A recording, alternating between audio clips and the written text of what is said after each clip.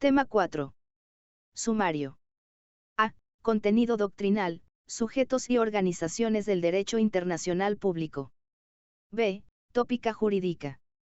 C. Práctica, subjetividad internacional de las organizaciones internacionales, reparaciones a la ONU. D. Instrumento normativo, estatus de Palestina en la ONU. A. Sujetos y organizaciones del derecho internacional público. Mario A. Castellanos *.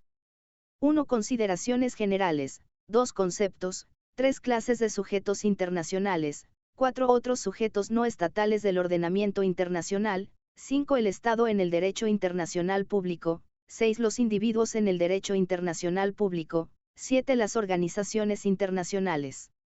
1. Consideraciones generales. 2. Afirmaciones de la Corte Internacional de Justicia en su dictamen sobre reparación por daños sufridos al servicio de la ONU deben ser tenidas en cuenta al introducirnos en este tema. En primer lugar, que los sujetos de derecho en un sistema jurídico no son necesariamente idénticos en cuanto a su naturaleza o la extensión de sus derechos y su naturaleza depende de las necesidades de la comunidad. Cabe, por tanto, que exista una pluralidad de sujetos internacionales, al igual que existe en otros ordenamientos, como el estatal, y dichos sujetos pueden tener distinto estatuto jurídico y diferente naturaleza. En segundo lugar, se afirma que ello es el resultado del desarrollo del derecho internacional en el curso de la historia, al compás de las exigencias internacionales por parte de ciertas entidades que no son estados. C.I.J. Requeil 1949, p. 178. Ahora bien, cabe preguntarse cuáles son los rasgos que definen la subjetividad internacional al margen del Estado, el sujeto por excelencia de este ordenamiento.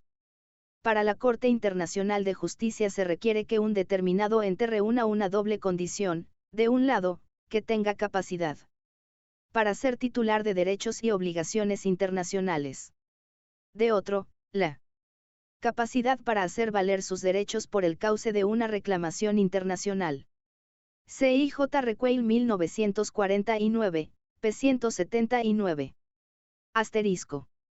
Docente de Derecho Internacional Público en la Universidad Juan Misael Saracho de Tarija. 141.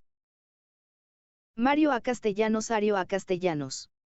La personalidad internacional de un ente, por tanto, debe apreciarse en relación con la capacidad que le atribuyen las normas internacionales, al ser titular de derechos y deberes y estar facultado para reclamar su cumplimiento frente a otros sujetos, de igual o distinta naturaleza. En concreto, en el caso objeto de examen por la Corte Internacional de Justicia, en su dictamen de 1949, el derecho de la ONU a reclamar, frente a un Estado, por los daños sufridos por una persona al servicio de la organización y causados por ese Estado. Sin embargo, se ha dicho que las normas internacionales tienen como destinatarios a sujetos de distintas naturaleza, lo que puede afectar a la extensión de su capacidad internacional. En el caso del Estado, este es, ciertamente, el sujeto originario del ordenamiento internacional y, por consiguiente, su capacidad es plena al no haberle sido atribuida por ningún otro sujeto. En cambio, la capacidad de una organización internacional puede ser más restringida, dado que son los Estados quienes han creado a la organización, atribuyéndole poderes específicos en ciertas materias. De este modo, como afirmara la Corte Internacional de Justicia en el citado dictamen de 1949 respecto de la ONU. Mientras un Estado posee la totalidad de derechos y deberes internacionales, los derechos y deberes de una entidad como la organización han de depender de los propósitos y funciones de esta, tal como son enunciados o están implícitos en sus textos constitutivos y desarrollados en la práctica. C.I.J. Requeil 1949 p. 180. 2 conceptos. Bedroes define a los sujetos del derecho internacional público, como aquellas personas cuyo comportamiento regula directamente el orden jurídico internacional. Mello da otra definición: personas, o sujetos, internacionales son los destinatarios de las normas jurídicas internacionales. 3 clases de sujetos internacionales. Los sujetos de derecho internacional público, en la actualidad difieren grandemente, considerándose sujetos o personas principales del mismo a. los estados, sujetos por excelencia; b. los organismos internacionales, en rápido crecimiento; c. las personas, aún en proceso de conquista de su nueva situación como sujetos del derecho internacional público. 4. Otros sujetos no estatales del ordenamiento internacional. Junto a los estados y a las organizaciones internacionales, en el orden internacional también existen otros entes a los que se reconoce una subjetividad limitada. Los supuestos más relevantes al margen de los gobiernos o comité nacionales en el exilio. 142. Sujetos y organizaciones del derecho internacional. Sujetos y organizaciones del derecho internacional público. La soberana orden de Malta o los insurgentes en la práctica americana son los que siguen. A. En el caso de la Santa Sede y la Ciudad del Vaticano, se trata, respectivamente, de la personificación jurídica de la Iglesia Católica, en cuanto órgano superior de gobierno de la misma y del minúsculo Estado Vaticano, situados bajo la superior y común autoridad del Papa. El reconocimiento de los estados constituye fundamento de su personalidad internacional, y ello a dos niveles distintos. En primer lugar, porque la posición jurídico internacional de la Ciudad del Vaticano, que es un enclave en el interior de la República Italiana, se regula en los acuerdos de Letrán, celebrados en Roma en 1929, que resolvieron la denominada cuestión romana, abierta por la ocupación de Roma por el Reino de Italia en 1870. En segundo término, puesto que en la esfera de las relaciones internacionales son terceros estados, estos han reconocido la capacidad de la Santa Sede para participar en el proceso de creación de normas convencionales, ya que puede estimarse que los concordatos se incluyen en el régimen general del Convenio de Viena de 1969 sobre el derecho de los tratados. Y en cuanto al derecho de legación activo y pasivo, el artículo 14.1 del Convenio de Viena de 1961 sobre relaciones diplomáticas, contempla de modo expreso las nunciaturas y delegaciones apostólicas, acreditadas en la actualidad ante más de 80 estados. Y lo mismo puede decirse de las representaciones permanentes de la Santa Sede ante distintas organizaciones internacionales. Por tanto, el reconocimiento estatal se refiere en este caso a los aspectos de la subjetividad vinculados a las competencias relacionales de la Santa Sede, más que a una capacidad jurídica de alcance general. El Estado de la Santa Sede ocupa un territorio de 44 hectáreas y está habitada permanentemente por unas 1000 personas de 15 nacionalidades diferentes. La personalidad internacional corresponde a la Santa Sede, que es la reunión de la Curia Romana con el Santo Padre. El Vaticano es el territorio. Otros autores, como Bedros Quadri, sustentan que la personalidad internacional de la Santa Sede corresponde a la Iglesia Católica Apostólica Romana. B. Otras entidades no estatales, como los beligerantes, poseen un estatus particular, caracterizado por una subjetividad limitada, que se justifica por el principio de efectividad, aunque los efectos jurídicos de esta situación dependen del previo reconocimiento por los estados. Se designa como beligerantes a los grupos humanos organizados que en el interior de un estado se levantan contra el poder constituido del gobierno, logrando con la fuerza de las armas controlar una parte del territorio estatal y establecer una organización política y administrativa propia en esa parte del territorio. Se trata, pues, de un conflicto armado de carácter no internacional, pues ocurre dentro de un mismo estado, pero el derecho internacional público, en atención a sus efectos para terceros estados y para la población afectada por el conflicto, atribuye a los beligerantes la posibilidad de 143. Mario A. Castellanos. Ario A. Castellanos.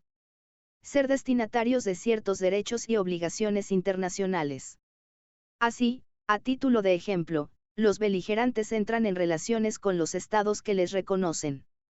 Los combatientes quedan sometidos al régimen previsto por el derecho humanitario bélico contenido en los convenios de Ginebra de 1949 y en los protocolos de 1977, y se producen otros efectos en el ámbito de la responsabilidad internacional. C. En la doctrina, el reconocimiento como insurgente fue propuesto por los internacionalistas norteamericanos Wharton y Grafton Wilson. La insurgencia o el estado de insurgencia se presenta en levantamientos políticos que no tienen las dimensiones de una guerra civil. Los efectos de la insurgencia son mucho más restringidos en la beligerancia. En general, los efectos de la insurgencia se circunscriben a los siguientes: a. Los buques de los insurgentes no son considerados piratas. b. Los insurgentes, si se rindiesen, serían considerados prisioneros de guerra. c. El gobierno legal del Estado en cuyo territorio se presenta la insurgencia, no es responsable por los actos de los insurgentes y d. Aunque los insurgentes no disfrutan del derecho de bloqueo, esto, si fuera el caso, pueden bloquear aguas territoriales de su propio país. Para Verhoeven, las instituciones del reconocimiento como beligerantes e insurgentes constituyen los primeros mecanismos que han permitido la aplicación del derecho de guerra a un conflicto interno. d. El fenómeno de la descolonización y la consideración del principio de la libre determinación como norma ética y jurídica de importancia esencial, así como el resurgir de viejos problemas en Europa por efectos del nacionalismo, suscita el problema de la subjetividad internacional de los pueblos. Ahora bien, dentro de esta cuestión son tres los aspectos que deben ser tenidos en cuenta separadamente.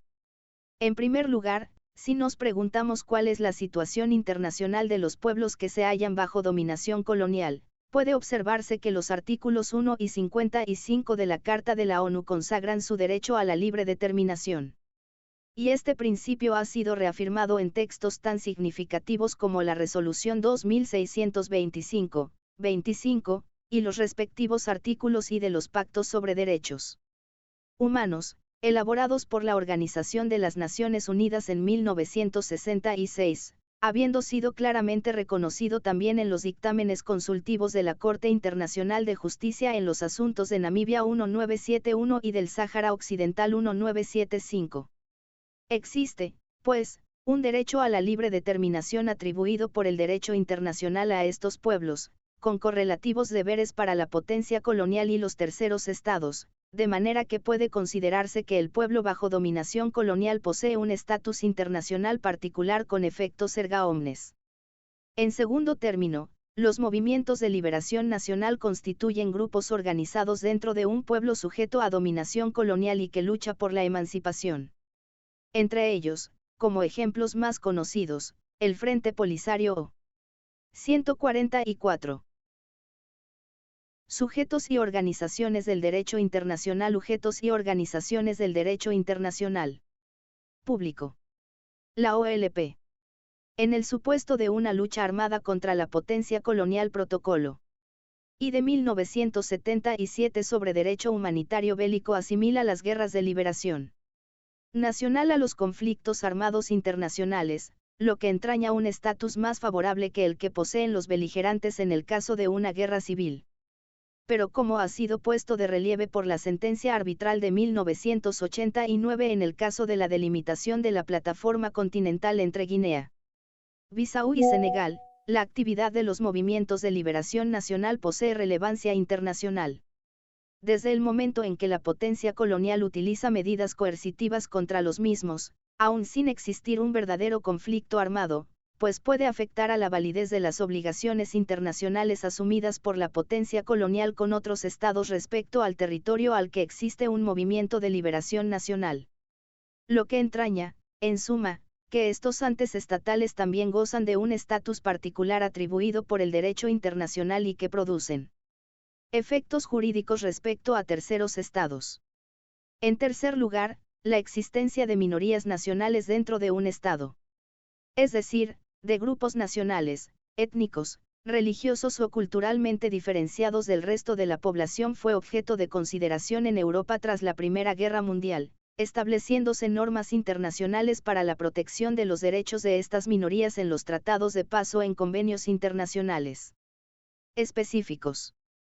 En esencia, tales normas consagran, de un lado el derecho a la igualdad o la no discriminación política de los componentes de una minoría dentro del Estado, de otro, el derecho a utilizar libremente su lengua, religión u otros signos de su identidad nacional. Y el Convenio para la Prevención y la Represión del Delito de Genocidio de 9 de diciembre de 1948 les ha atribuido además una protección penal internacional, al sancionar su art. 2 los actos cometidos con la intención de destruir, en todo o en parte, un grupo nacional, étnico, racial o religioso como tal tras la extinción de la URSS y la crisis aún abierta en la antigua Yugoslavia. La situación internacional de las minorías nacionales ha adquirido especial relevancia en Europa. La nación es uno de los elementos constitutivos del Estado. Ninguna de ellas es persona internacional. Fueron considerados personas de derecho internacional, los comités nacionales polaco y checo, los que entre 1917 y 1918, representaban naciones y se habían formado en Francia para combatir a los imperios centrales. El grado de importancia que estos tenían era muy relativo. Territorios bajo mandato, tutela o fideicomiso internacional. En la esfera del desarrollo progresivo del derecho internacional, la institución del mandato, es una de sus conquistas que se remontan a la Sociedad de Naciones, cuyo pacto, equivalente a Carta de la ONU, recoge dicha institución en su art. 22, y que había sido aplicado a las colonias alemanas y turcas después de la Primera Guerra Mundial. El mandato era una administración internacional de determinado territorio. 145.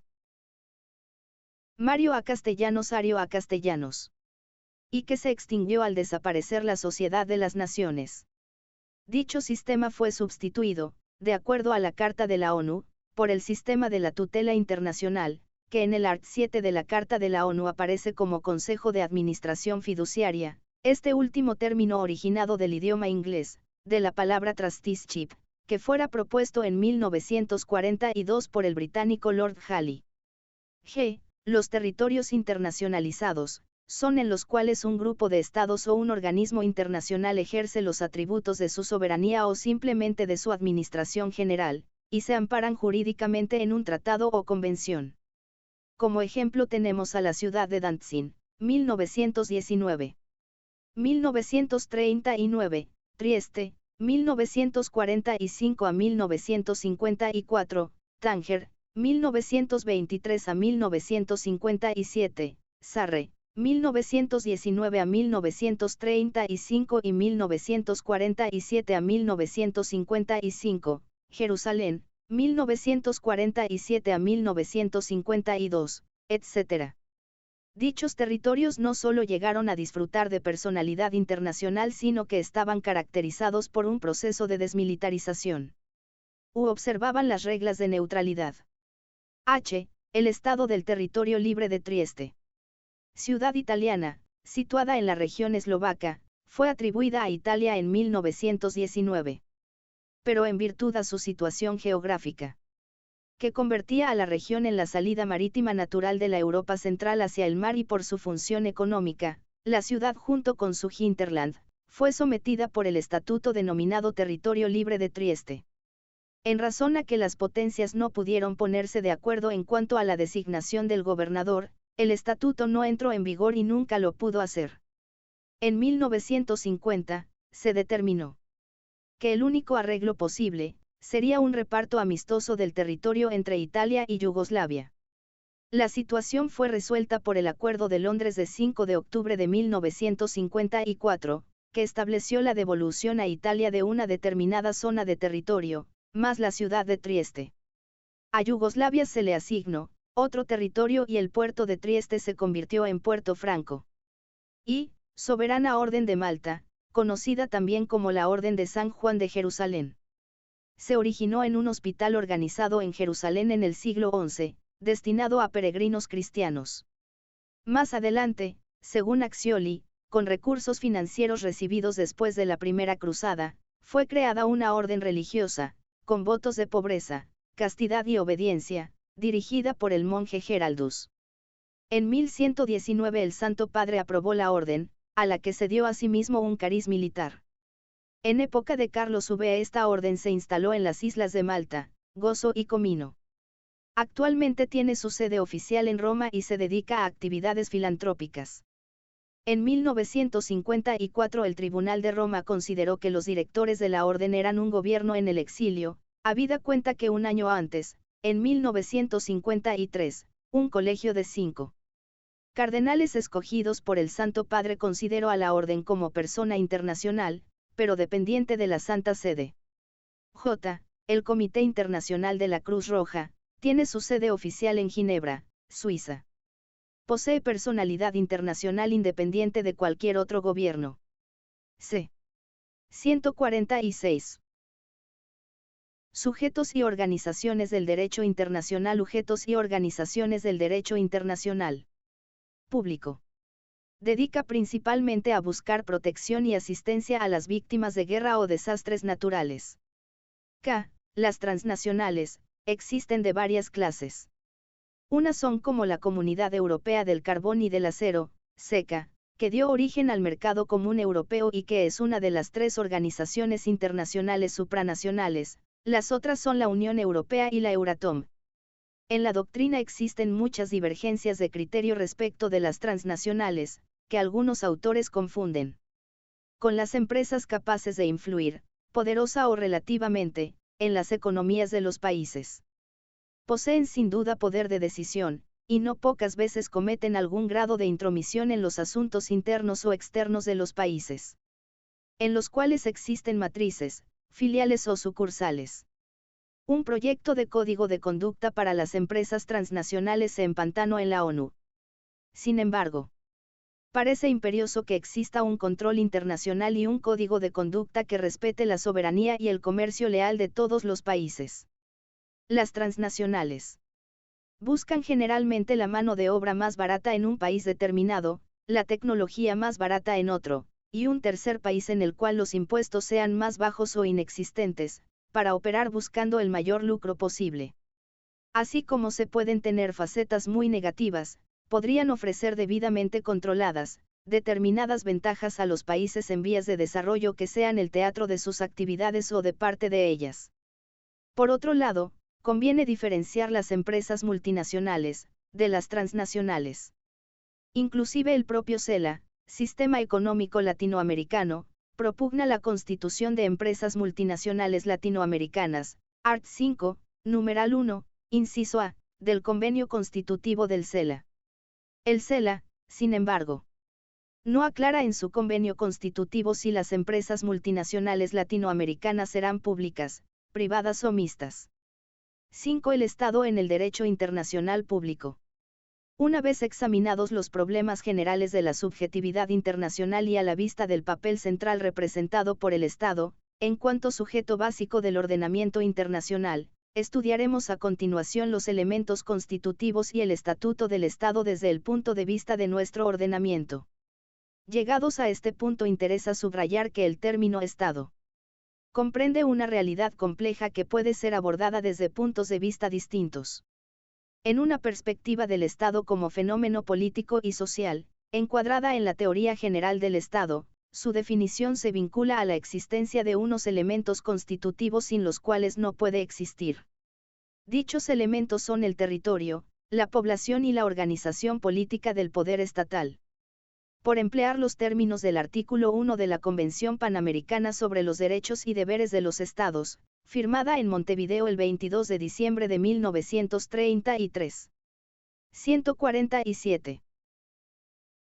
Mario A. Castellanos. Ario A. Castellanos.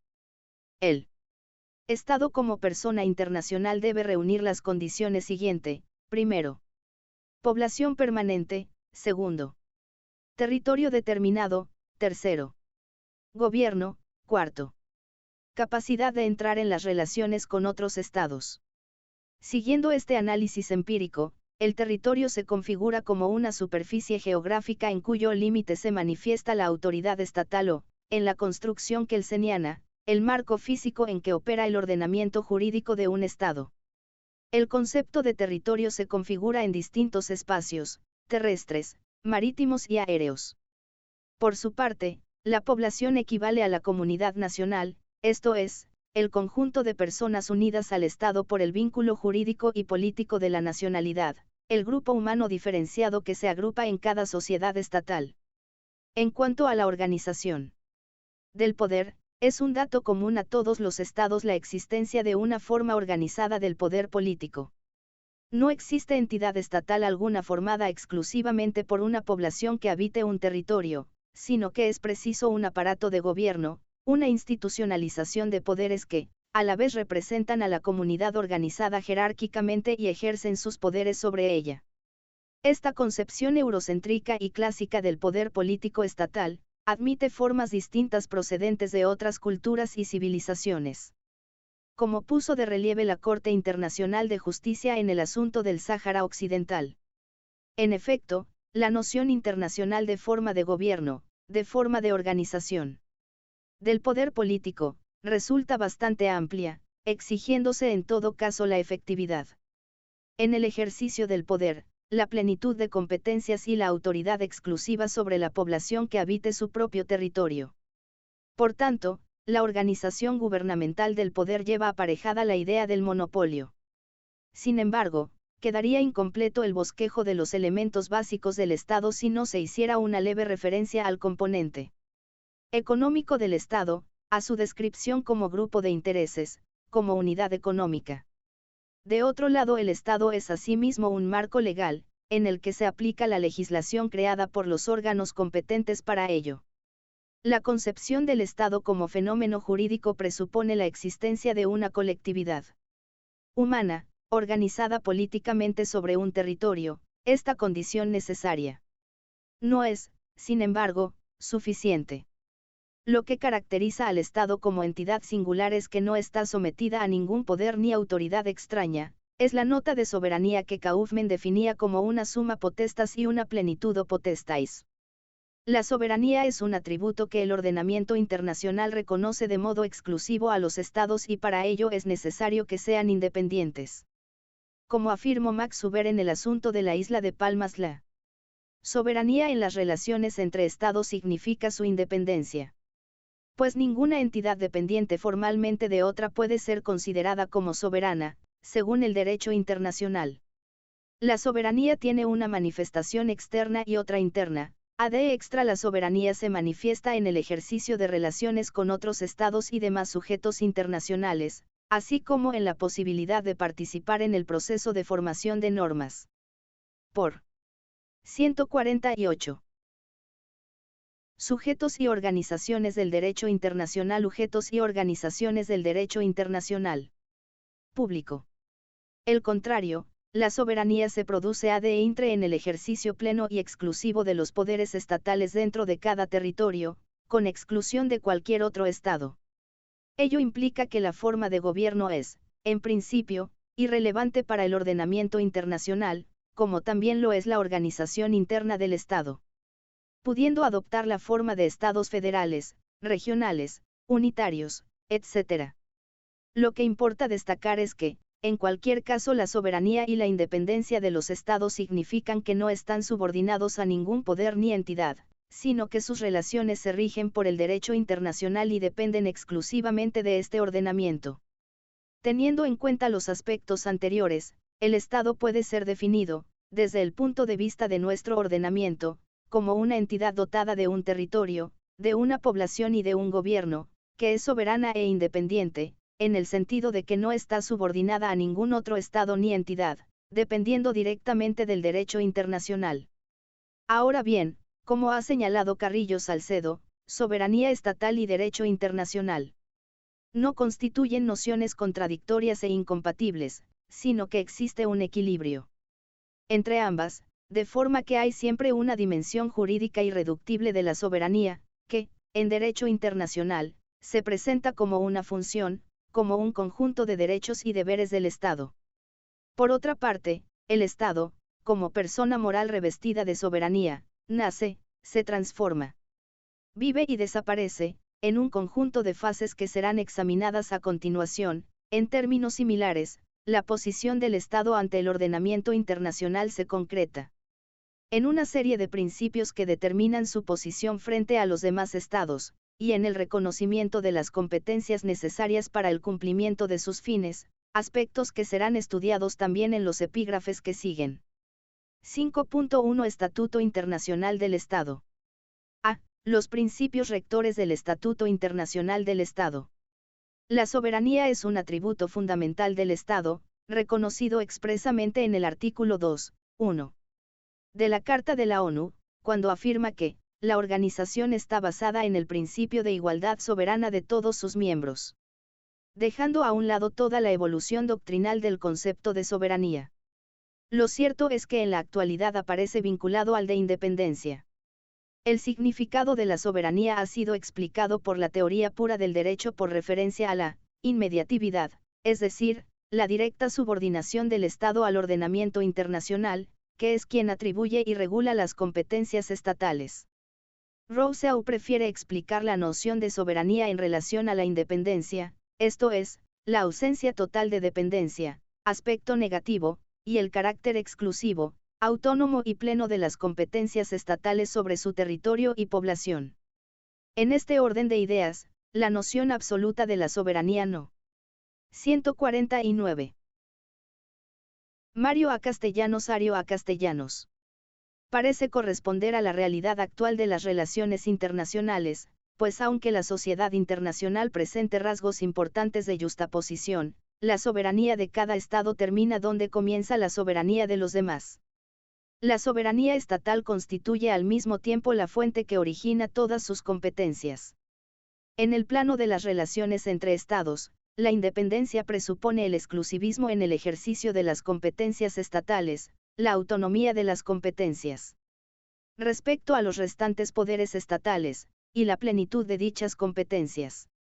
En efecto, las tres características que acaban de ser citadas se deducen de la ausencia de subordinación orgánica del Estado respecto a los restantes sujetos de nuestro ordenamiento.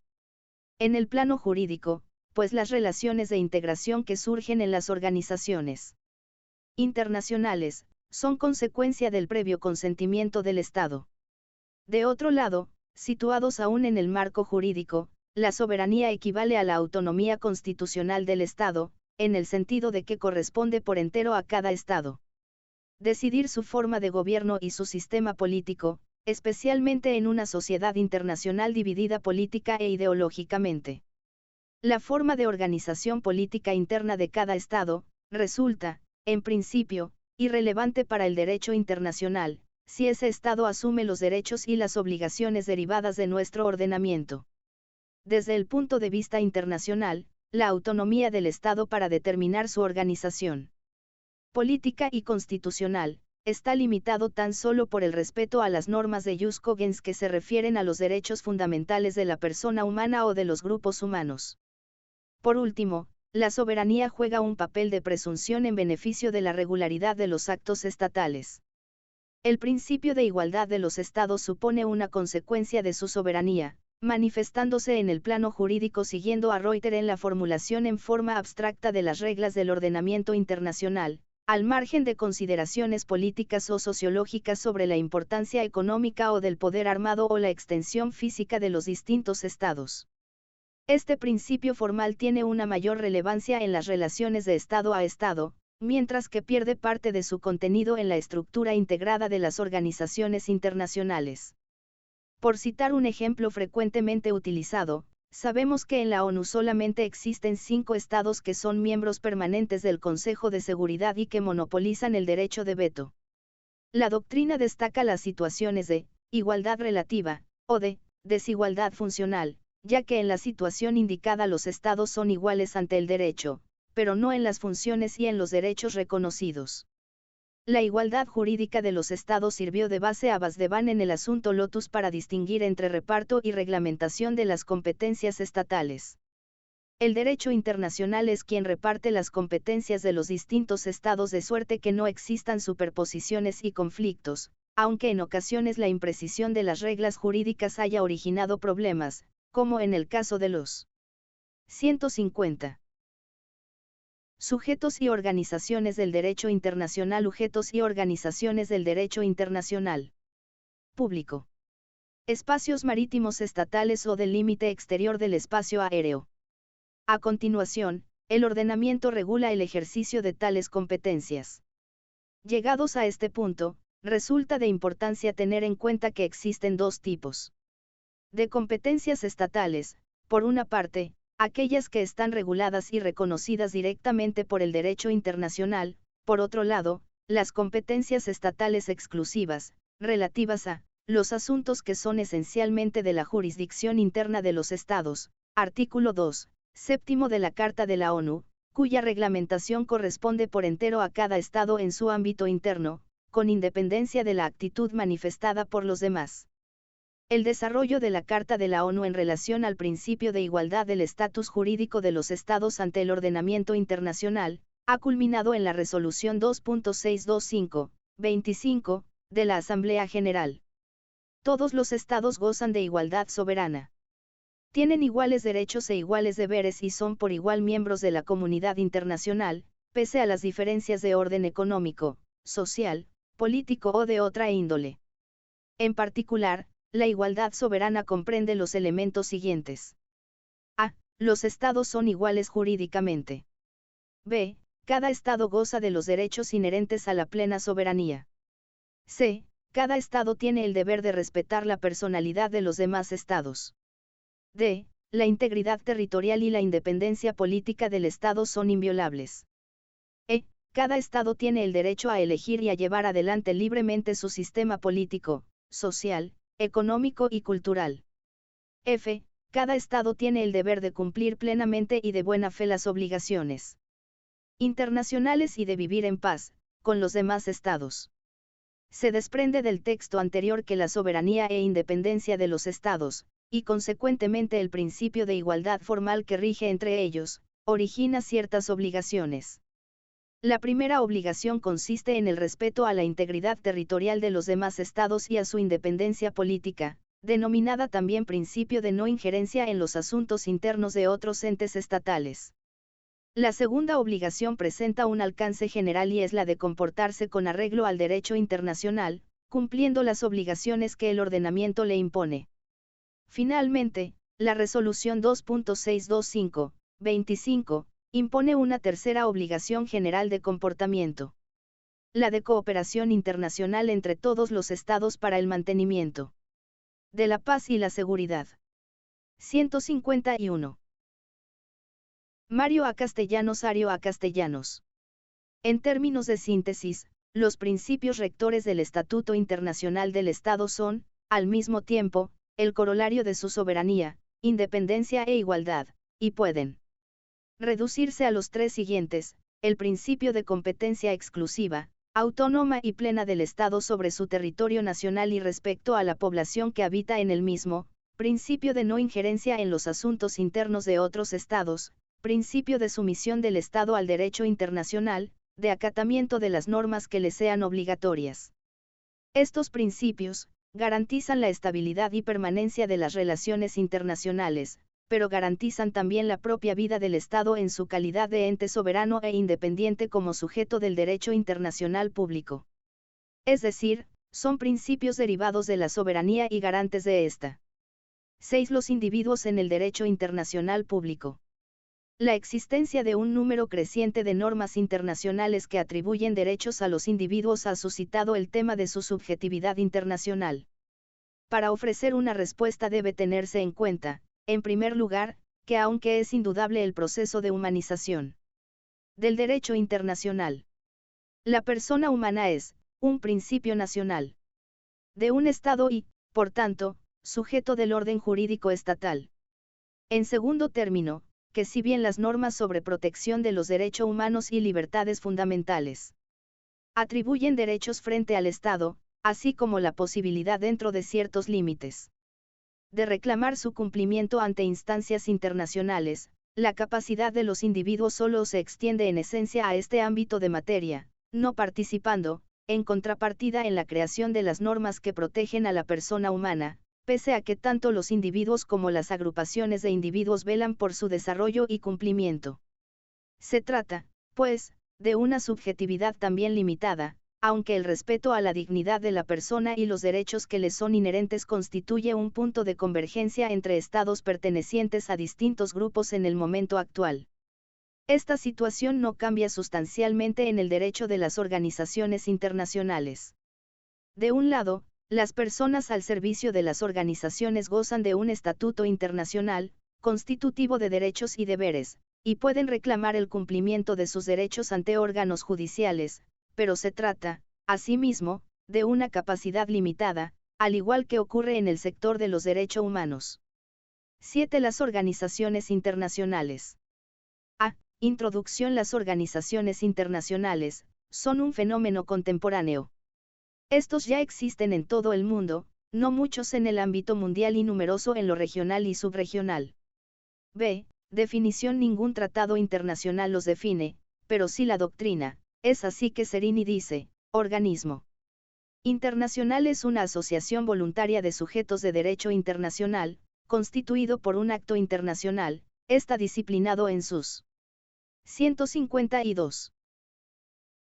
Sujetos y organizaciones del derecho internacional. Sujetos y organizaciones del derecho internacional público. Relaciones entre las partes por normas de derecho internacional, se corporifica en una organización de aspecto estable, posee un ordenamiento jurídico propio y está dotado de instituciones y órganos propios, a través de los cuales realiza los fines comunes de sus miembros mediante funciones específicas y el ejercicio de poderes que le hubieran sido concedidos. Por su parte, Elerian, juez de la Corte Internacional de Justicia, simplifica la definición y dice que, es una asociación de estados establecida mediante tratado, que posee una constitución y órganos comunes que tienen una personalidad legal distinta de la personalidad de los estados miembros. C. Características. Los organismos internacionales poseen un ordenamiento jurídico propio, plasmado en su estatuto interno, por el que se regula las relaciones entre sus diferentes órganos. Los organismos internacionales tienen poderes explícitos o implícitos. Los primeros están determinados por el tratado o convención que crea cada organismo internacional.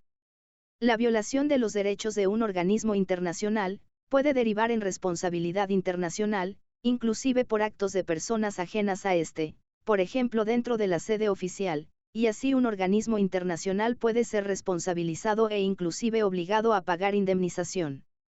Cuando un organismo internacional sucede a otro, no significa transferencia de soberanía, ya que esta es exclusiva de los estados, simplemente se trata de una sucesión administrativa o funcional. Por ejemplo, la ONU sucedió a la Sociedad de Naciones. Los organismos internacionales tienen derecho de convención como poseen los estados, es decir que sus máximos ejecutivos, debidamente autorizados, pueden suscribir acuerdos, convenciones y convenios internacionales. Asimismo tienen el derecho de delegación activo y pasivo, o sea de acreditar representantes u observadores y, a su vez de recibir a los que otros organismos internacionales envíen. La actividad de los observadores no es permanente, ya que la misma termina, cuando concluye un periodo de sesiones o una conferencia internacional o determinada misión. Los organismos internacionales no tienen embajadas ni misiones permanentes. Sus portavoces autorizados de carácter permanente se denominan representantes residentes. Y su lugar de trabajo habitual se denomina, en general, Oficina de Información. Los Estados miembros tienen derecho a retiro voluntario de un organismo internacional en virtud al ejercicio de su soberanía nacional, que fue una tesis presentada por la delegación soviética al redactarse la Carta de la ONU. Los órganos internos de cada organización internacional pueden decidir de manera diversa. Por simple mayoría, entendida como la mitad más uno de los votantes. Por mayoría absoluta, entendida como la mitad más uno del total de los países miembros. 153. Mario A. Castellanos. Ario A. Castellanos. Por mayoría calificada, entendida como 2/3 de los países miembros presentes y votantes.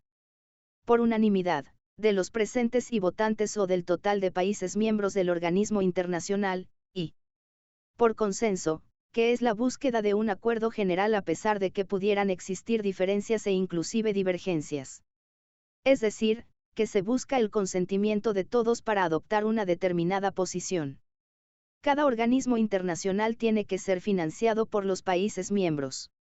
Para ello, se tienen diferentes modalidades, por ejemplo en la Organización Marítima Internacional OMI en su sigla inglesa IMO. La cuota de contribución se calcula por el tonelaje de la flota mercante nacional.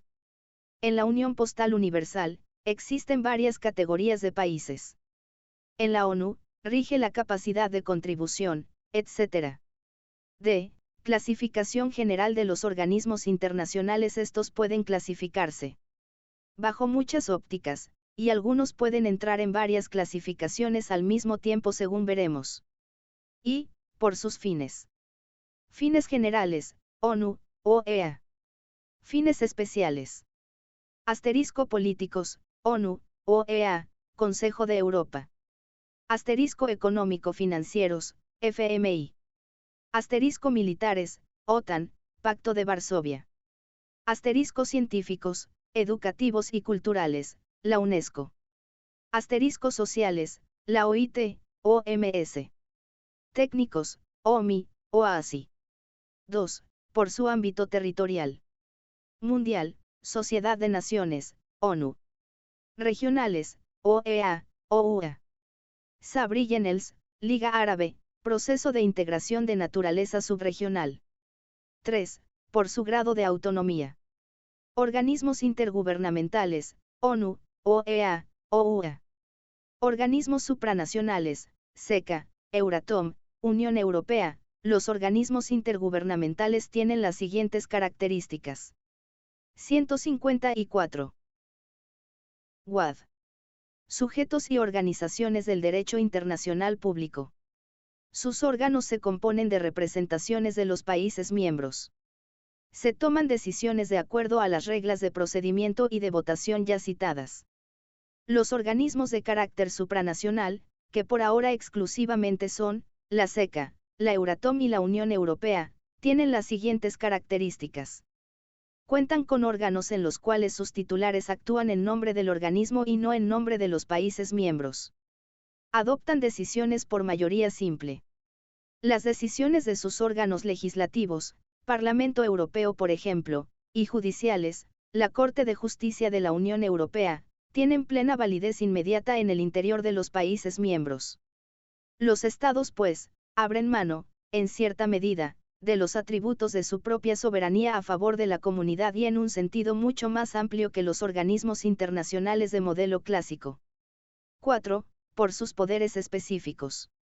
Organismos internacionales de cooperación, como la ONU y sus organismos especializados, la OEA. Organismos internacionales de integración, como la Junta del Acuerdo de Cartagena, JUNAC, etc. La formación del derecho en el ámbito de las organizaciones internacionales. El ordenamiento jurídico de las organizaciones internacionales. Hasta ahora hemos venido haciendo referencia a la formación del derecho en un ámbito descentralizado, tomando como punto de referencia las relaciones entre Estados. Sin embargo, en la actualidad, existen procedimientos centralizados e institucionales en el proceso de creación de normas internacionales, localizados en las organizaciones internacionales. En efecto, estas constituyen formas institucionalizadas de cooperación pacífica entre los Estados, que han sido creadas a través de un tratado internacional. Dicho tratado crea un ente dotado de órganos propios y permanentes, capaces de expresar mediante determinados actos la voluntad propia de la organización, una voluntad propia y distinta de la voluntad de los Estados miembros que la componen. El obrar de los órganos de las institucionales internacionales entraña, de otra parte, el ejercicio de las competencias que les han sido atribuidas por los estados de la organización, con miras a alcanzar ciertos objetivos comunes, mantenimiento de la paz y seguridad, cooperación económica, técnica, etc. 155. Mario A. Castellanos. Ario A. Castellanos.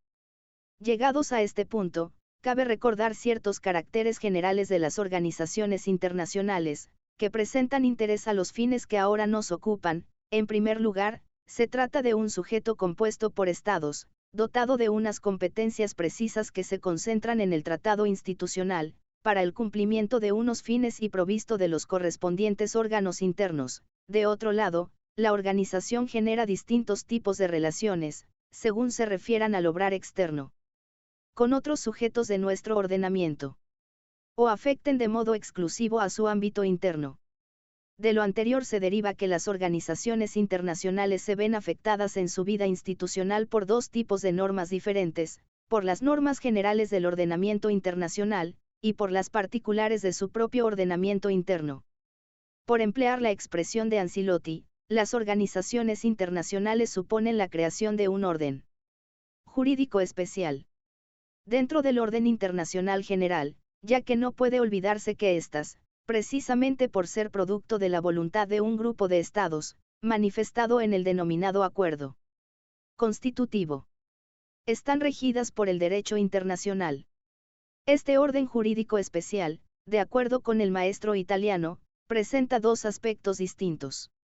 En un primer momento, existe un acuerdo multilateral entre estados, que regula los distintos aspectos, tanto institucionales como funcionales, de la organización así como sus principios rectores. Este acuerdo constitutivo, que para muchos autores más que un simple tratado supone una verdadera constitución de un grupo de estados, no es otra cosa que el denominado ordenamiento internacional de las organizaciones internacionales.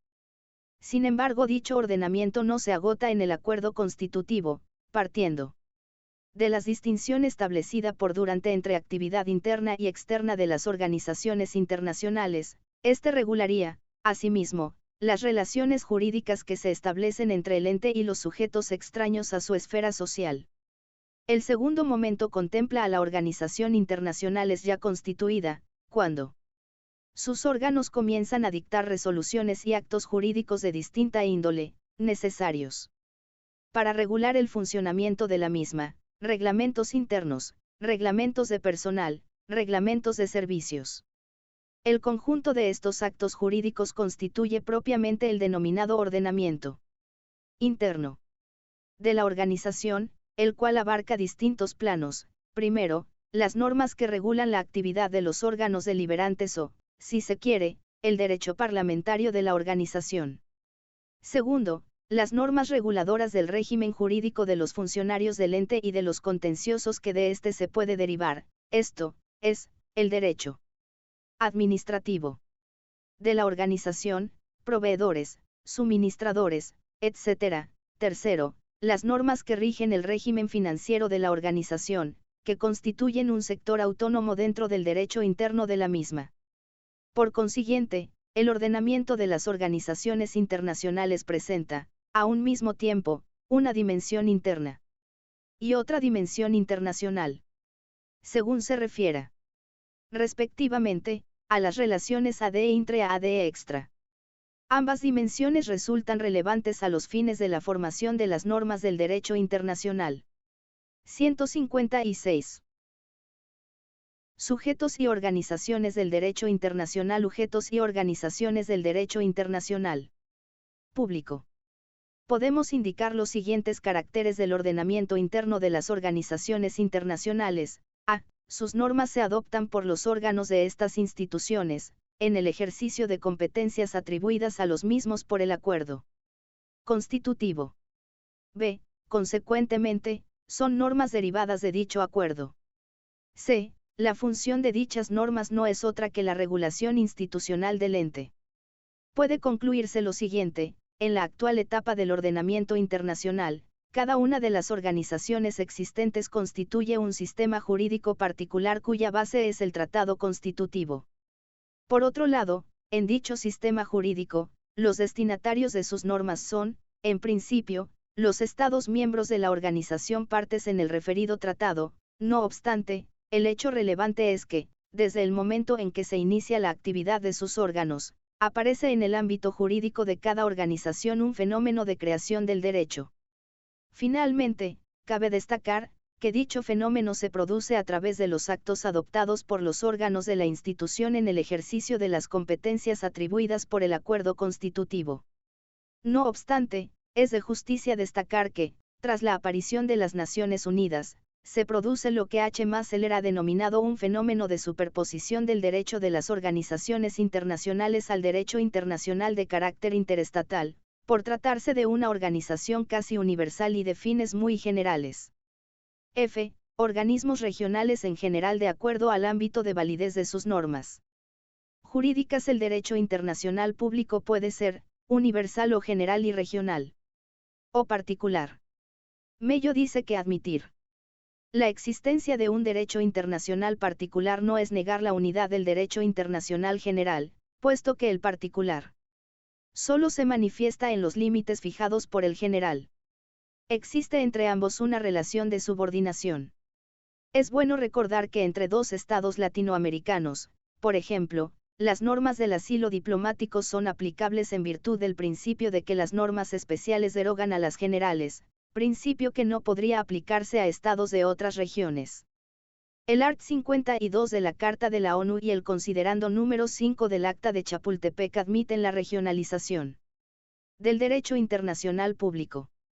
En las relaciones internacionales, suelen no existir países amigos, solo existen coincidencias o conveniencias de intereses y la búsqueda de la conquista de las mayores y mejores ventajas nacionales posibles.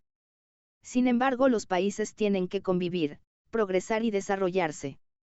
La regionalización del derecho internacional es consecuencia de las necesidades de desarrollo acelerado y sostenido de los países. Es, asimismo, el resultado de la contiguidad geográfica, la inmediata vecindad o no, la solidaridad entre países cuya población tiene origen común, etc. La Sociedad de Naciones admitía en su art. 21, la posibilidad de la existencia de acuerdos y alianzas regionales. La Carta de la ONU lo admite en su capítulo 8, art. 52, 53 y 54. Y, organismos regionales europeos. El continente europeo, es el teatro más importante, donde se desarrollan, sobre todo a partir del término de la Segunda Guerra. 157. Mario A. Castellanos. Ario A. Castellanos. Mundial.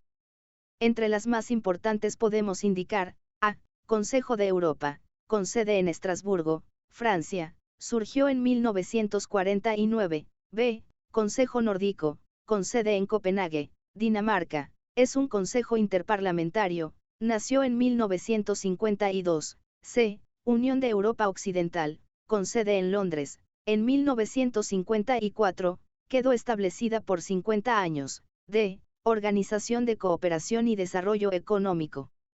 OCDE, con sede en París, creada en 1948 a la sombra del Plan Marshall, E. Unión Económica de Bélgica, Luxemburgo y otros Países Bajos, Benelux, con sede en Bruselas, F. Las Comunidades Europeas, SECA, Unión Europea y Euratom, y Comunidad Europea del Carbón y del Acero, SECA, con sede en Bruselas, Bélgica. El Tratado Constitutivo entró en vigor en 1952, se firmaron otros en 1965 y 1966, 2. Unión Europea, UE, con sede en Bruselas, asimismo conocido como el Mercado Común Europeo, fue creada por el Tratado de Roma de 1957, como Comunidad Económica Europea, está formada por los siguientes órganos: el Consejo de Ministros, la Comisión, la Asamblea o Parlamento Europeo, la Corte de Justicia y el Comité Económico y Social, los cuales son comunes para las tres comunidades.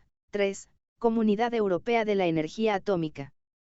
Euratom, con sede en Bruselas, se fundó en 1957, en el Tratado de Roma. Estas tres comunidades europeas abarcan los factores políticos, sociales y económicos de la tradicional Europa Occidental. Su complemento militar es, G. Organización del Tratado del Atlántico Norte, OTAN, con sede en Bruselas, o NATO en sus siglas inglesas, nació en 1949, también incursiona en el campo económico, político, social y cultural. H. Consejo de Ayuda Mutua Económica, CAME o COMECON, fue la respuesta del campo socialista a las comunidades europeas y a la OSCE, su sede oficial Moscú, fue fundado en 1949, y Pacto de Varsovia, sede Varsovia, Polonia, es otra respuesta del campo socialista, en contrapartida a la OTAN y la UEO, fue suscrito en 1955.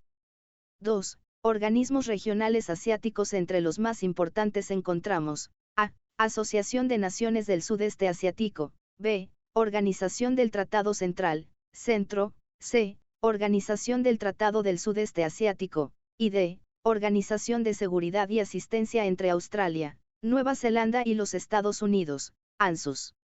3. Organismos regionales africanos. Los de mayor importancia son, A. Organización de la Unidad Africana, OUA, y B. Liga de los Estados Árabes, LEA, aunque también existen países asiáticos que la conforman. 4. Organismos regionales americanos diagonal latinoamericanos. Las Américas como un solo bloque y América Latina en particular, han buscado soluciones regionales a sus innumerables problemas. Su principal organismo es la Organización de Estados Americanos. OEA, creado en la Conferencia de Bogotá el 30 de abril de 1948, además existen organismos regionales y sub-regionals, que son de integración económica. Desde 1951. 158. Sujetos y organizaciones del derecho internacional. Sujetos y organizaciones del derecho internacional público. Que se crearon el Comité Centroamericano de Cooperación Económica y la Organización de los Estados Centroamericanos, ODECA. Hubo un gran crecimiento de organismos e instituciones o empresas dedicadas a promover la integración regional o subregional. Desde ese año, hacemos una revisión parcial. Y, Asociación Latinoamericana de Libre Comercio, ALALC, hoy Asociación Latinoamericana de Integración, ALADI, sede Montevideo. Uruguay, surgió el Tratado de Montevideo de 1960, y mediante el nuevo Tratado de Montevideo nació ALADI, B, Asociación de Libre Comercio del Caribe. CARIFTA, creada en 1965 y complementada en 1971, en 1973, con el Tratado de Chaguarama se crea la Comunidad del Caribe y el Mercado Común del Caribe, CARICOM, que reemplaza a la primera. En 1981 se creó la Organización de Estados del Caribe Oriental, OSCE, que de cierta manera se justapone a la anterior, Grupo Andino, GRAN, sede en Lima, Perú, es igualmente conocido como Pacto Andino o Acuerdo de Cartagena, la máxima autoridad. La constituye la reunión de jefes de gobierno, luego está la Comisión del Acuerdo de Cartagena, formada por representantes plenipotenciarios de los países miembros. De esta comisión se presentan el Parlamento Andino y el Consejo de Ministros de Relaciones Exteriores, y luego y como dependiente de la Comisión la Junta del Acuerdo de Cartagena, JUNAC. Como parte del sistema del Grupo Andino fueron creados 3 grupos autónomos, la Corporación Andina de Fomento, CAF, que es un verdadero banco de desarrollo subregional, el Fondo Andino de Reservas, y la Asociación de Empresas Estatales de Telecomunicaciones del Grupo Andino, AZ.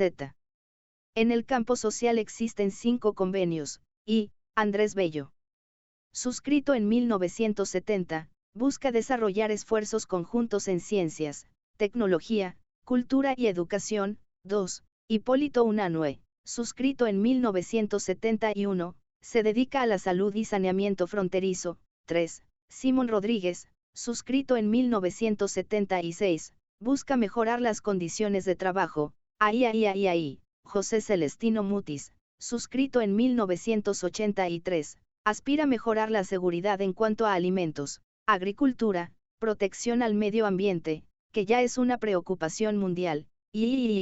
Rodrigo Lara Bonilla, suscrito en 1986. Sobre cooperación para la prevención del uso indebido y la represión del tráfico ilícito de estupefacientes y sustancias psicotrópicas, Tratado de Cooperación Amazónica, sede Brasilia suscrito el 7 de julio de 1978, Tratado de la Cuenca del Plata, sede Buenos Aires, suscrito el 23 de abril de 1969, Mercado Común Centroamericano, sede San Salvador, República de El Salvador, Sistema Económico Latinoamericano, CELA, sede Caracas, Venezuela, institucionalizado en 1975, en la ciudad de Panamá, Organización Latinoamérica de Energía, OLADE, sede Quito, Ecuador, y Organización de los Estados Centroamericanos, ODECA, sede San Salvador, El Salvador, data de 1951. Organización del Caribe, sede Puerto España, Trinidad. Tobago, surgió en 1946, Agencia para la Proscripción de Armas. 159. Mario A. Castellanos. Ario A. Castellanos. Nucleares, sede Ciudad de México, creada en 1967. También podemos indicar otros organismos regionales como el Mercado Común del Sur, Mercosur, el Tratado de Libre Comercio, TLC, etc. G. Organismos internacionales especializados. Estos están previstos en el art. 57 de la Carta de la ONU. Son los que están establecidos por acuerdos intergubernamentales, que tengan amplias atribuciones internacionales definidas en sus estatutos, y relativas a materias de carácter económico, social, cultural, educativo, sanitario y otras conexas, serán vinculados con la organización de acuerdo con las disposiciones del art. 63. Dichos acuerdos, que vienen a ser auténticos tratados internacionales, en opinión de Mello, son preparados por el ECOSOC, aprobados por la Asamblea General de la ONU, y determinan las relaciones entre los organismos especializados y la propia ONU, que posee el derecho de iniciativa, y que lo ha ejercido muchas veces para crear organismos especializados, que disfrutan de un determinado grado de autonomía, a pesar de estar subordinados a la autoridad de la Organización Mundial. Entre ellos podemos enumerar: A. Organización Internacional del Trabajo, OIT. B. Organización Mundial de la Salud, OMS. C. Organización de las Naciones para la Educación, la Ciencia y la Cultura. UNESCO. D. Organización de las Naciones Unidas para la Alimentación y la Agricultura, FAO. E. Organismo Internacional de Energía Atómica, OIEA. F. Organización Meteorológica Mundial, OMM. G. Fondo Monetario Internacional, FMI. H. Organización de Aviación Civil Internacional, OACI. I. Organización Marítima Internacional, OMI. Acuerdo General sobre Aranceles Aduaneros y Comercio, GATT. J. Conferencia de las Naciones Unidas para el Comercio y el Desarrollo, UNCTAD. K. Organización Mundial de la Propiedad Intelectual, OMPI. L. Unión Internacional de Telecomunicaciones, UIT. M. Organización de las Naciones Unidas para el Desarrollo Industrial, ONUDI. N. Oficina del Alto Comisionado de las Naciones Unidas para los Refugiados, ACNUR. O. Fondo Internacional de Desarrollo Agrícola, FIDA. P. Fondo de las Naciones Unidas para la Infancia, UNICEF. En el ámbito de la Organización de Estados Americanos, OEA, están previstos en forma genérica por los artículos 129 a 135 actuales. En consecuencia fueron creados sin exclusividad los siguientes: Banco Interamericano de Desarrollo, BID, Comisión Interamericana de Energía Nuclear, CIEN, Comisión Interamericana de la Mujer, CIM, Instituto Interamericano de Ciencias Agrícolas, IICA, Instituto Panamericano de Geografía e Historia, IPGH, Instituto Interamericano de Indianistas, 3, Instituto Interamericano de Protección de la Infancia, IIP, Junta Interamericana de Defensa, JID, y la Organización Panamericana de la Salud, OPS. 160. Sujetos y organizaciones del derecho internacional. Sujetos y organizaciones del derecho internacional público. B. Tópica jurídica. A cómo y por qué el Estado boliviano es sujeto constitutivo y constituyente del derecho internacional. B. Las organizaciones intergubernamentales en algunos casos se hallan por encima, supra, de los Estados, en otros se hallan a la par de los Estados, inter, y en otros por debajo, infra. Explique con ejemplos cuándo y por qué.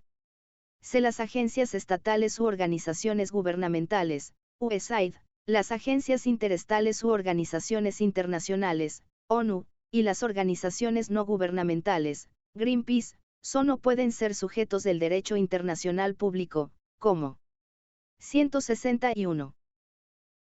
IDEI. C. Práctica, subjetividad internacional de las organizaciones internacionales. Práctica número 4. Asignatura, Derecho Internacional Público. Cuarto tema, sujetos y organizaciones del internacional público. Práctica, subjetividad internacional de las organizaciones internacionales. Gestión, 2015. Dictamen del TIJ, 14 de abril de 1949, sobre reparación de los daños sufridos al servicio de la CNNU. Síntesis de los hechos. El 14 de abril de 1949 el Tribunal Internacional de Justicia, TIJ, emitía un dictamen sobre reparación de los daños sufridos al servicio de la CNNU, El dictamen se origina como consecuencia de los asesinatos u otros daños sufridos por agentes de la CNNU, que desempeñaban funciones oficiales. El 17 de septiembre de 1948 eran asesinados en Jerusalén el mediador de la ONU en el conflicto entre israelíes y palestinos, el conde sueco Foulki Bernadotte, y el observador francés, André Pesero. Con anterioridad habían fallecido otros 5 agentes de la organización.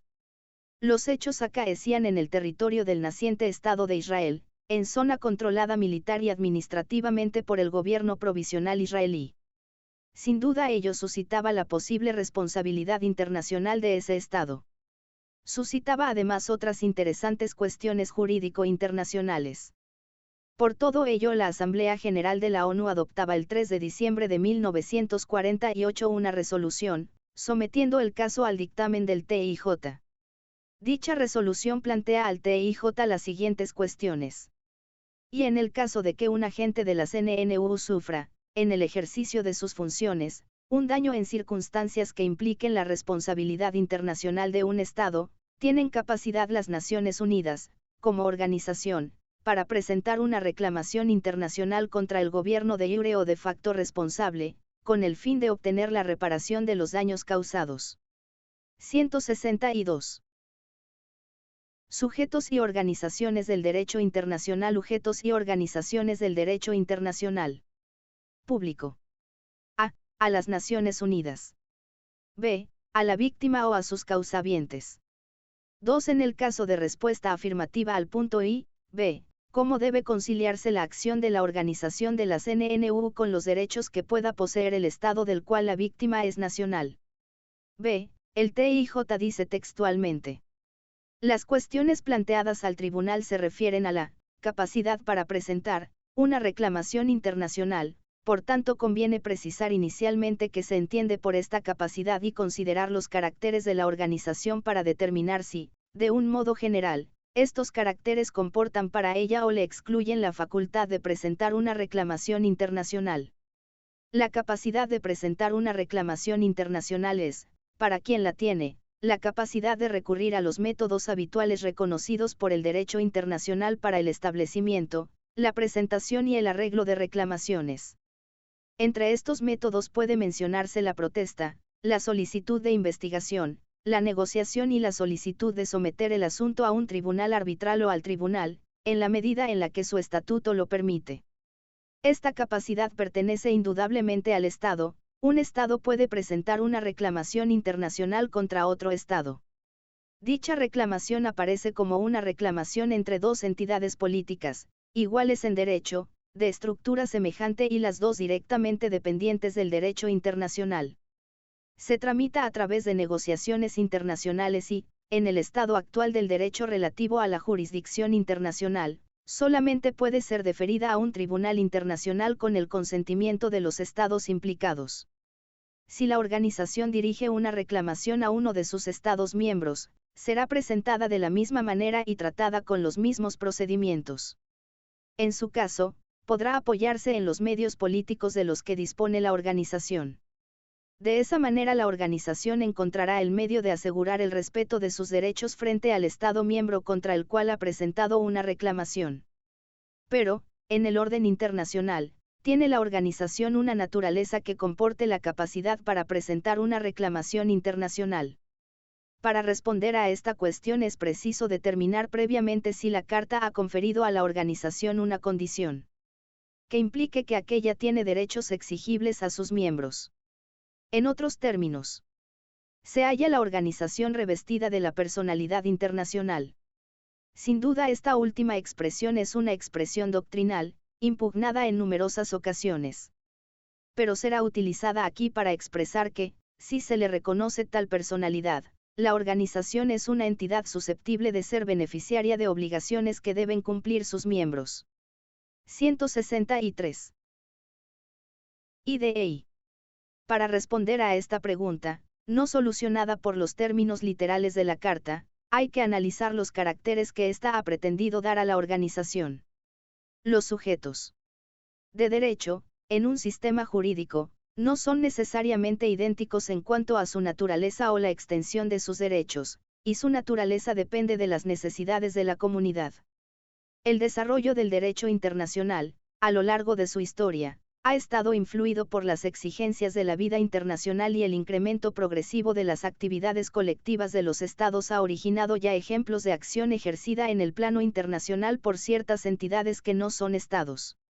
Este desarrollo llega, en 1945, a la creación de una organización internacional cuyos propósitos y principios se enuncian en la Carta de la CNNU.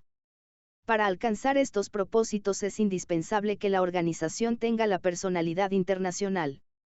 La Carta no se dedica simplemente a hacer de la organización creada por ella un centro en el que se armonizarían los esfuerzos de las naciones hacia los fines comunes definidos por ella. Art. 1, par. 4. Le ha dado órganos, le ha asignado una misión propia. Ha definido la posición de los miembros respecto a la organización obligándoles a darle plena ayuda en toda acción emprendida por ella. Art. 2, par. 5, a aceptar y aplicar las decisiones del Consejo de Seguridad. Autorizando a la Asamblea General a dirigirles recomendaciones, concediendo a la organización una capacidad jurídica, privilegios e inmunidades en cada uno de los Estados miembros, previendo la celebración de acuerdos entre la organización y los miembros.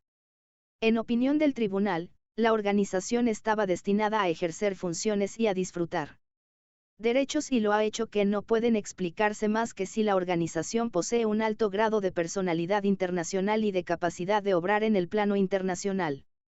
Es actualmente el tipo más elevado de organización internacional y no podría responder a las intenciones de sus fundadores si estuviese desprovista de personalidad internacional. Debe admitirse que sus miembros, al asignarles ciertas funciones, con los deberes y las responsabilidades que les acompañan, la han revestido de la competencia necesaria para permitirle cumplir efectivamente estas funciones. Por consiguiente, el tribunal llega a la conclusión de que la organización es una persona internacional. Ello no equivale a decir que la organización sea un Estado, cosa que ciertamente no es, ni que su personalidad jurídica, sus derechos y sus deberes sean los mismos que los de un Estado. Todavía menos equivale a decir que la organización sea un superestado, fuere cual fuere el sentido de esta expresión. Ello tampoco implica que todos los derechos y los deberes de la organización deban hallarse en el plano internacional. Como tampoco todos los derechos y deberes de un Estado se hallan en dicho plano.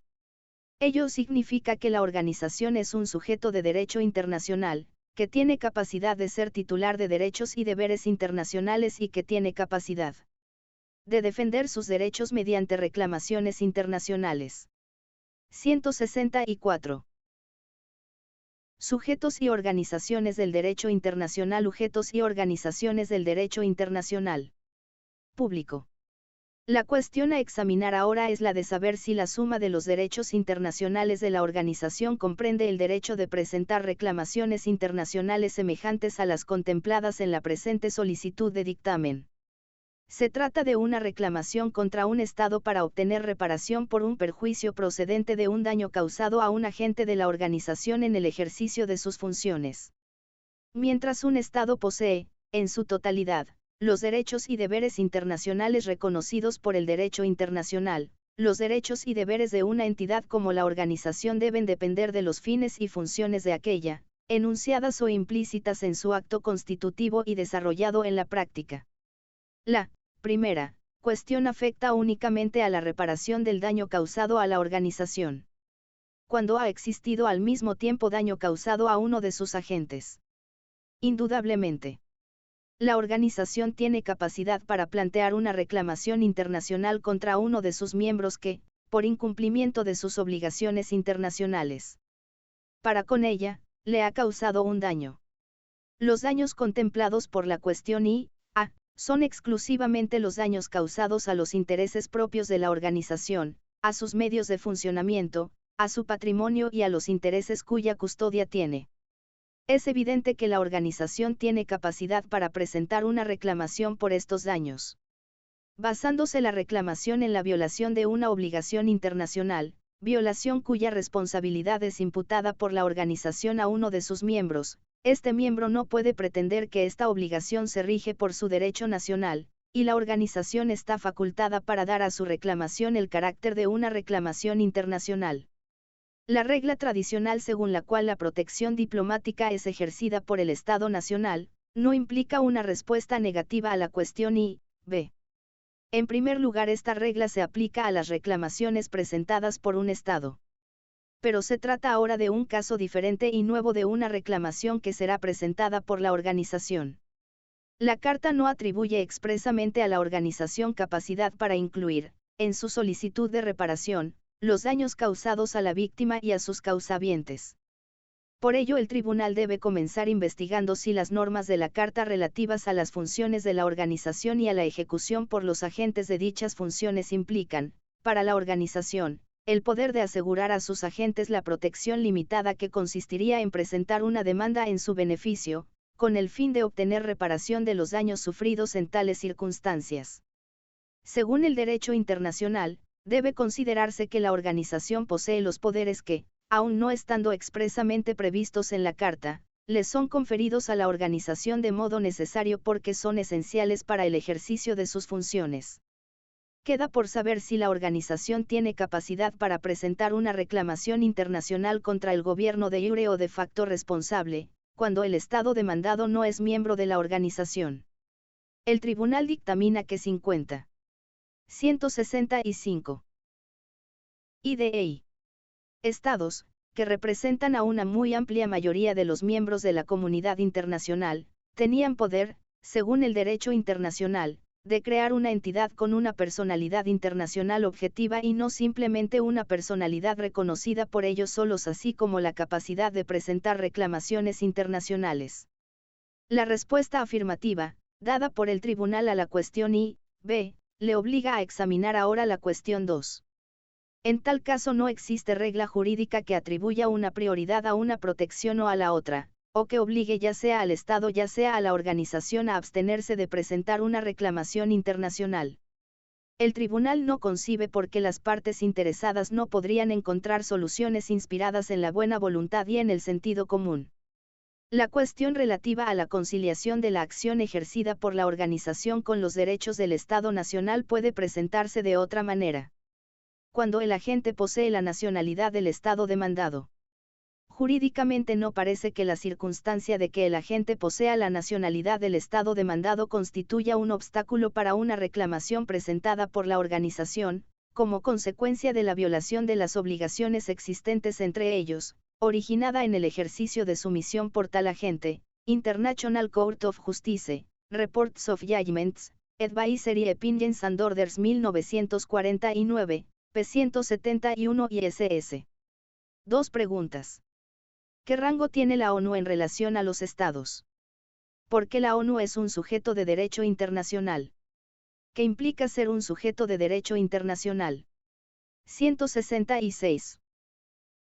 Sujetos y organizaciones del derecho internacional público. Sujetos y organizaciones del derecho internacional público. D. Instrumento normativo. Resolución 67/19 de las Naciones Unidas que concede el estatus de miembro observador a Palestina. Resolución de las Naciones Unidas que concede el estatus de miembro observador a Palestina, /res/67/19, 29 de noviembre de 2012 en la 67ª sesión de la Asamblea General ratificado por Bolivia. No ha sido ratificado. Entró en vigor el 29 de noviembre de 2012. Estatuto de Palestina en las Naciones Unidas. La Asamblea General, guiada por los propósitos y principios de la Carta de las Naciones Unidas, y destacando a este respecto el principio de la igualdad de derechos y la libre determinación de los pueblos. Recordando su resolución 2625, 25, de 24 de octubre de 1970, en la que afirmó, entre otras cosas, que todo Estado tiene el deber de promover, mediante acción conjunta o individual, la realización del principio de la igualdad de derechos y la libre determinación de los pueblos. Destacando la importancia de mantener y fortalecer la paz internacional basada en la libertad, la igualdad, la justicia y el respeto de los derechos humanos fundamentales. Recordando su resolución 181, 2, de 29 de noviembre de 1947. Reafirmando el principio, enunciado en la Carta, de la inadmisibilidad de la adquisición de territorio por la fuerza.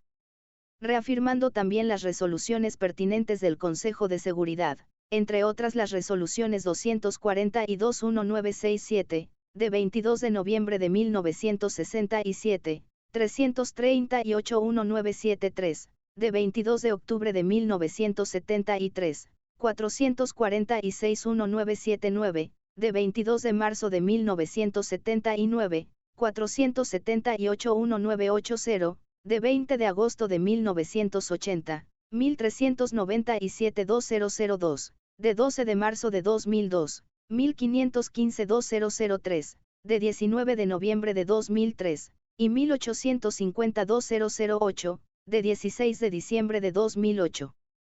Reafirmando además que el Convenio de Ginebra relativo a la protección de vida a las personas civiles en tiempo de guerra, de 12 de agosto de 1949, es aplicable al territorio palestino ocupado, incluida Jerusalén Oriental, entre otras cosas en lo que respecta a la cuestión de los prisioneros.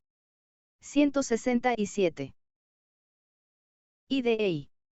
Reafirmando su resolución 3236, XIX, de 22 de noviembre de 1974, y todas las resoluciones pertinentes, entre ellas la resolución 66/146, de 19 de diciembre de 2011, en las que se reafirma el derecho del pueblo palestino a la libre determinación, incluido su derecho a un Estado de Palestina independiente.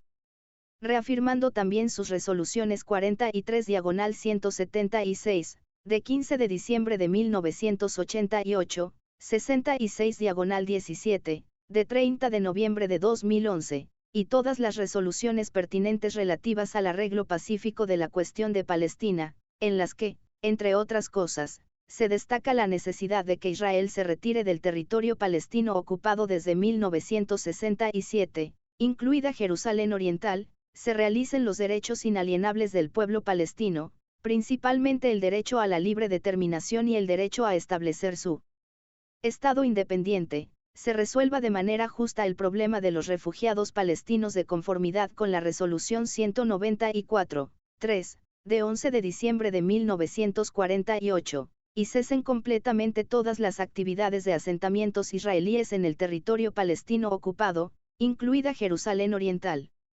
Reafirmando además su resolución 66/18, de 30 de noviembre de 2011, y todas las resoluciones pertinentes sobre el Estatuto de Jerusalén, teniendo en cuenta que la anexión de Jerusalén Oriental no está reconocida por la comunidad internacional, y poniendo de relieve la necesidad de hallar una manera, mediante negociaciones, de resolver el Estatuto de Jerusalén como capital de dos estados, recordando la opinión consultiva de la Corte Internacional de Justicia de 9 de julio de 2004.